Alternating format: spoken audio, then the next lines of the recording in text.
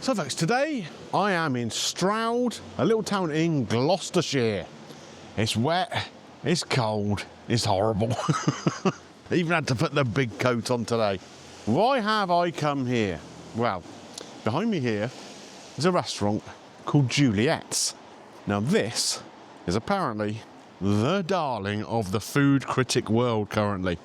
On my phone here, I've got some details of what some of the food critics from the newspaper world have been saying about this place. Giles Coren in the Times gave it a perfect 10 out of 10 and recently said it was the second best restaurant he visited in 2025. William Sitwell, writing in the Telegraph, awarded it 5 out of 5. Said it was a marvel of non-poncy classic dining. And Grace Dent, writing in the Guardian, praised its ability to make diners lose track of time. It's that good. So I'm excited to try this. Let me tell you. It's a bistro type thing. That kind of neighbourhood bistro feel, I think. Focusing on French and Italian food. And I really want to try it. And I really want to get in there, because I bet it's warmer than out here. Come on, let's go and find out what it's all about, shall we, folks? So folks, I've come in and been seated. I really like the style of this place. Very, very plain walls, a little bit of artwork around, but not too much. And then some sort of darker wood around. There's a piano right next to me here in case you all get bored. Maybe I can do a little sing-song, who knows? Menu here. Now, it's basically a sort of sharing concept. Now, I'm here on my own, obviously, so only me to share with. And it's broken down into sections. There's not, strictly speaking, sort of starters and mains, but kind of larger plates, smaller plates, that sort of thing. There are some sort of canapé-style bite things. Do you think I might try one or two of those? A really nice looking list of sort of smaller plates from very simple things like some ham with some celeriac remoulade, sort of a parfait. But yeah, lots of different choices there that sound really interesting. Then you get into the mains as well.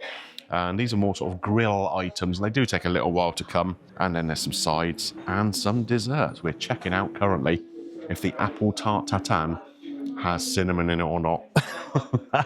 That's a query that's been sent off to the kitchen. If it's not cinnamony, it's going in me. What I do also like, there is a plat du jour here, which you find in a lot of French bistros when you're in France, don't you? One plate here, tuna, cicoria, and clementine.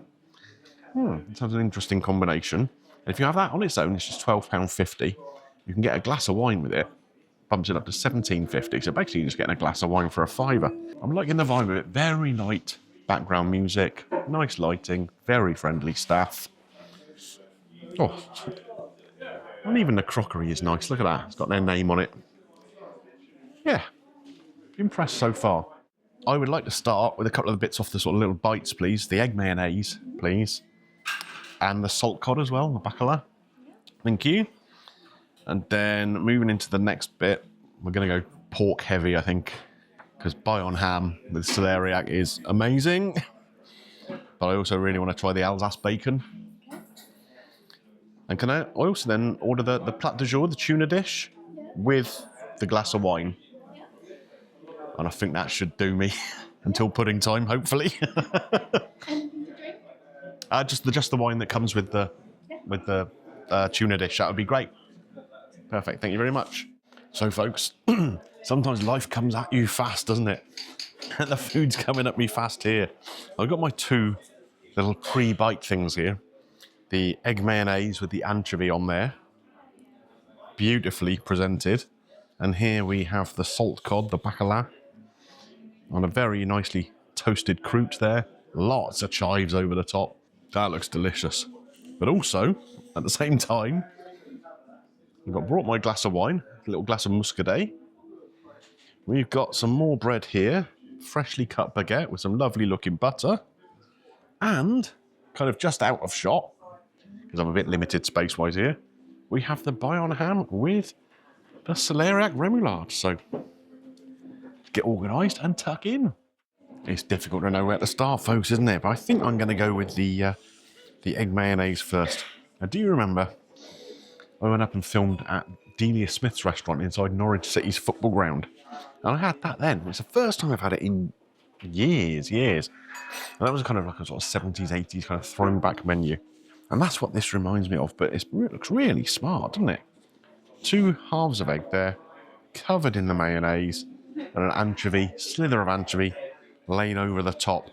So we've got some of the egg white here, none of the yolk, I don't think.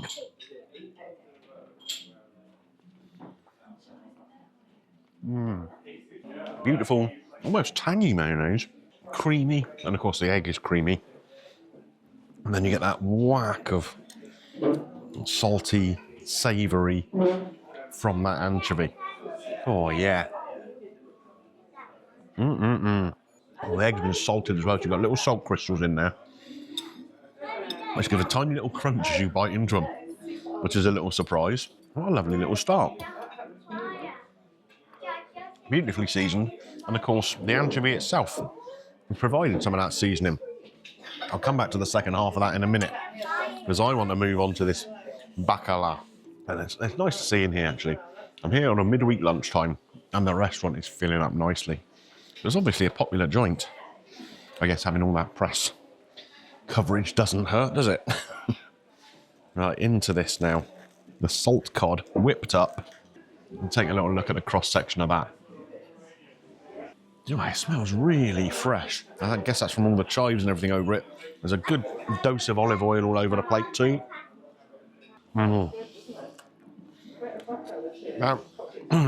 the sort of paste made out of the cod was beautifully smooth throughout. Really creamy again. The croûte has been cooked with olive oil, and plenty of it. And it's of a very, very good quality. And then the greenery just lifts everything a little bit. That is top drawer. Right, I'm going to finish these 2 bites off first, and then we're going to come on to the ham. What a lovely start. Oh, I like the way when it feels like that sort of real French bistro kind of thing. You've got a proper linen tablecloth under here, but then they've got these disposable paper ones on there that you get in these little Parisian cafes and whatever. Nice little touch, that. Probably helps keep the tablecloths clean too. I mean, this is supposed to be a small plate. Look at the size of the damn thing. That's just great, isn't it? So Bayonne ham, really, really famous French ham. Last time I had this was in that buffet down in the south of France. Whoa, what a treat that was. Do you think I should go back there again in 2026? It's tempting, isn't it? It's tempting. I felt like I barely scratched the surface in that place. Here we got it though. Look at this. Beautifully thinly sliced. I'm going to try it by itself first, and then we're going to get stuck into that celeriac remoulade. Here we go.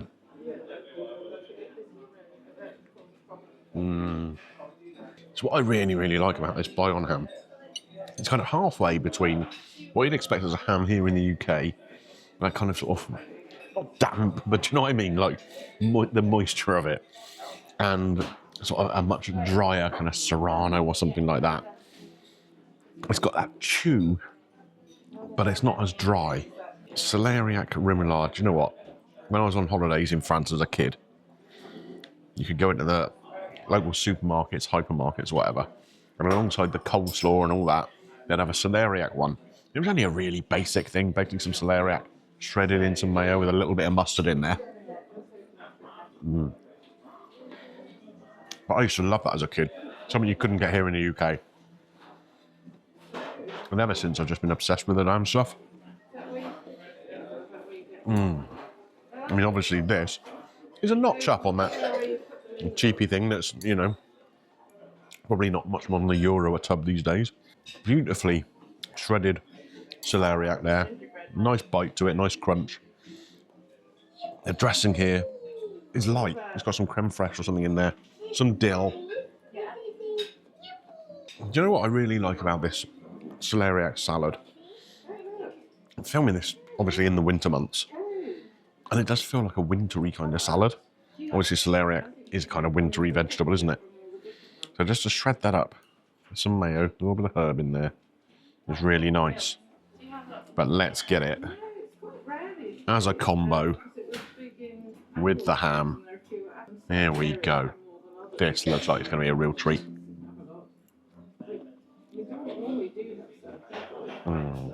The salad dressing, well, it's kind of light and delicate in feel.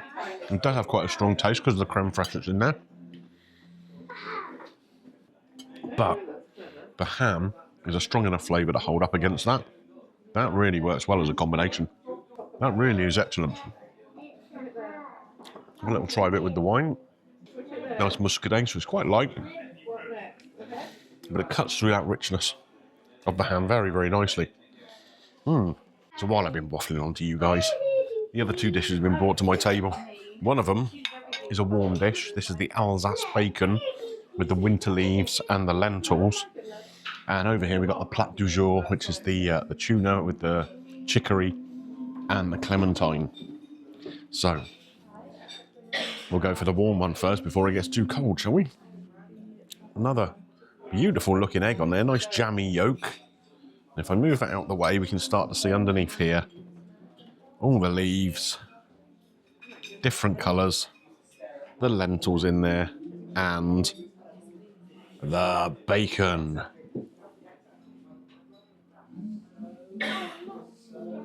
Oh yeah, smoky, salty, really thickly cut. Oh, that's incredible. Oh, you could put that on a breakfast for me, and I'll be a very, very happy boy.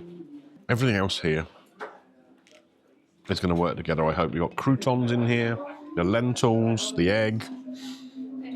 Let's try the leaves of the lentils.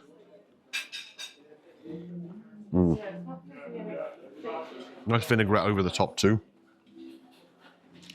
And I've got to say, there's a fair portion of the bacon in here too. Not scrimped on it. I mean, nor should they. This particular dish is £15. But it's a delicious, delicious thing. I wonder if I can get a bit of everything into one bite. Grab a little bit of that egg. Grab a little piece of the bacon. The leaves. This is going to be easier said than done. We've got the lentils here on there. We've got a little bit of the leaf. Well, we did have a little bit of the leaf. There we go. And can I even sneak a crouton on there? I can. I've used the leaf like a spoon. That is next level tasty. The crouton in there. Again, cooked in olive oil. Gives a lovely little crunch. Crispness from those leaves. Earthiness out of those lentils. And then the bacon flavour comes in as well. This is a delicious, delicious dish. It just goes to show, you can have something kind of salady in the winter, and it still feels appropriate to the time of year.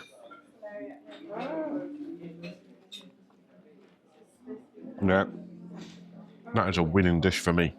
I am going to put it to one side for a second though. I'm going to bring in the plat du jour, the dish of the day.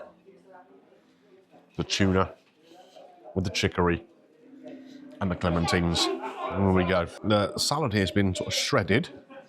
We've got some shallot or red onion in there perhaps. And then the tuna underneath and the clementines scattered around. So it's, again, pretty generous with the protein in there.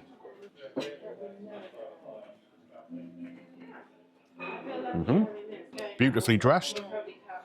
And again, I think this is just something that we have to try and put everything together and get it into a mouthful.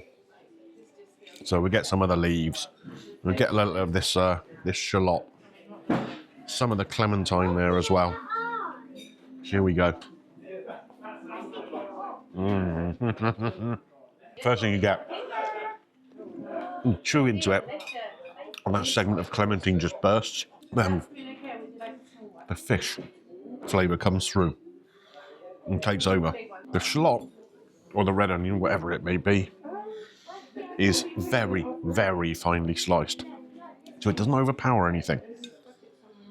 And again, sort of chicory, leaves. Again, make it a nice winter salad. What I like about this, and everything else pretty much, it's all quite light, but it's all appropriate to the season. It's clever to be able to do that. When it's cold outside, when it's wintry, you're craving stews and roasts and kind of carb-heavy dishes, aren't you? But this just shows you don't have to have them. It's quite a lot of food. Hopefully, there's going to be room for dessert. I've not had news on the cinnamon yet. in that tart tatin? We shall see. Well, the good news came back from the kitchen, folks. The tart tatin is not loaded with cinnamon. Got a quenelle here of creme fraiche alongside it. And I've got to be honest, I took a bite of it before I even put the camera on. I just got carried away with myself. So anyway, so I can tell you some stuff without even tasting it for you. Nice crisp pastry on the bottom. The apple's beautifully cooked through. And the sugary sort of caramel element has been taken almost to the point of bitterness. But that actually works because that bitterness and the sweetness from that almost stewed apple just complement each other. I've got to say, it's possibly not the right choice of dessert, having had as much food as I just have. Well, no, it's not heavy, but it's not the lightest pudding. Creme fraiche works really well as well. Again, cutting through a little bit of that almost bitterness and replacing it with a sourness.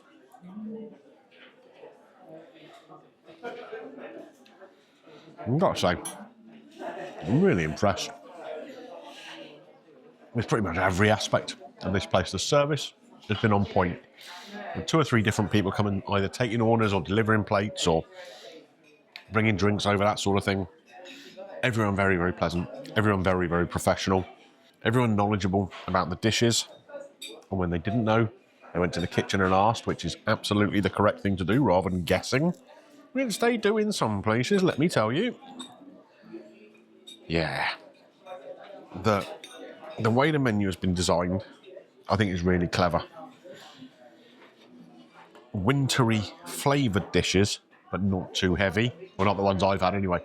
There are pasta dishes, there are grills. Apparently the pork dish, where is it? Pork chop and salsa rossa. It's a 500 gram chop. That's a substantial bit of meat, isn't it? Yeah, so there are some more substantial dishes than I've had. I think I had 5 of them. So, come on, be fair. It's a reasonable sized lunch, even though they are small plates. And now we've gone for the tart tatin as well. And this crisp muscadet going alongside it. And it even works well with a dessert, for goodness sake.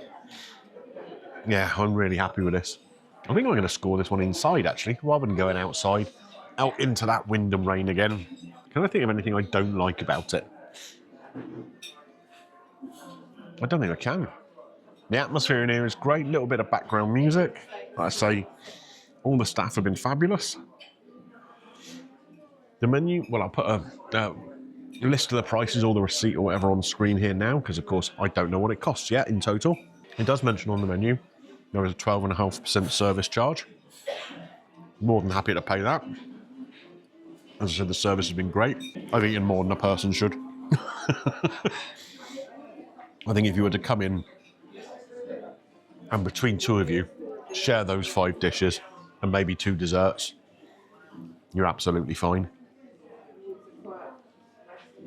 So right side of 100 quid for 2 people for a lunch of very high quality. I can see why those newspaper critics were so fond of this place. If this was in London, you're looking at another 50% on top of these prices, I would guess. So to come down here to Stroud, even if you buy a train fare, you know, you're not losing money probably overall. Yeah, really impressive. I think it's going to have to be a 10 out of 10 from me. It really is. We interrupt this video to bring you an important message, folks. Does that sound impressive or what? Something I wanted to make you aware of. In the middle of the summing up I'm doing just there, I've come away from the restaurant and I actually brought a copy of the menu with me, just to refer to for later date and whatever. And I've got the receipt here. Now, on here, the tuna, chicory and clementine, it says it's £17.50, including that glass of wine, £12.50 by itself. On the receipt here, which I didn't pick up when I was in the restaurant and I've only just noticed, it's at £20. And so there's a £2.50 overcharge on that, unfortunately. So we're going to have to knock a little bit off for that. It may well be just an error or whatever, but if you're advertising it on the sign there in the restaurant, your till should match. So we're going down to a 9 out of 10 now. Greeno's green light, of course. Let's not forget that. Would I come back and eat here again? Yeah, absolutely, in a heartbeat. In a heartbeat. If I still have one after eating all of this. Anyway, if you enjoyed this video, don't forget, click a thumbs up on there for me. It does help the channel. And if you're new around here, take a little look around the vault, see what else you enjoy. And if you find one or two that look good to you, click the subscribe button, ding your bell for notifications, and that way YouTube will tell you when new content comes up. Right, where am I off to next? Well, I'm back in the car and heading back down to Dorset. I've got about a 2.5 hour drive even in front of me now. Should be about time for digesting this, don't you think? It's lovely. See you next time, folks.